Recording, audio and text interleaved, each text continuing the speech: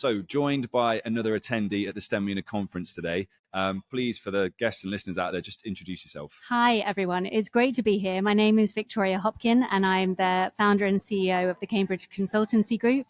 I specialize in STEAM, and my company is working on teacher development, teacher support, curriculum design, as well as a few other interesting innovations coming through the pipeline. That's fantastic. Now, I say obviously today you're just here sort of observing and taking on board all the other speakers and workshops, but you did something different last year, didn't you? Yeah, so last year I was the keynote, bringing in that idea, first of all, of what do we face as STEM and STEAM educators? What are the key pitfalls that we all face?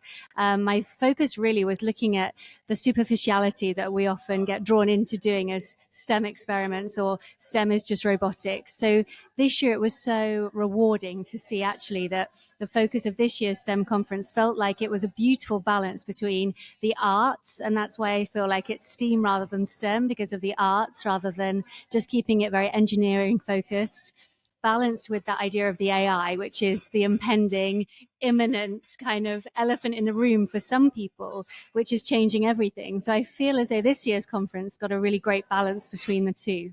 Yeah, I agree. I think having spoke with people like Skylar, we spoke about fantastic, earlier, amazing inspiration. What he's brought with AI, and a lot of people have talked about arts or music as well. Music was something else that came into it from the talk this morning. But who are you looking forward to going to listen to or watch? I think Skylar was fascinating because I feel as though a lot of the talk that we have now, AI feels a bit like this intangible monster that like we know is looming, but we can't really hold on to what it is as standard class teachers that we can hold on to and use as practical terms. So giving that, I would call it an idiot's guide. I hope you wouldn't mind me saying that, but something that's really simple for those of us who are new to AI, who are wanting to integrate it, making it really straightforward process was fantastic for me. Oh, amazing. So just to draw a close to this, and again, thank you for coming to speak to us. What are you most excited about future-wise for, let's say STEAM? What excites you for the future of that? That's a great question. I mean, I think a lot of people today have resonated with that idea of we're all a bit overhearing 21st century learners, because that's all we tend to hear about.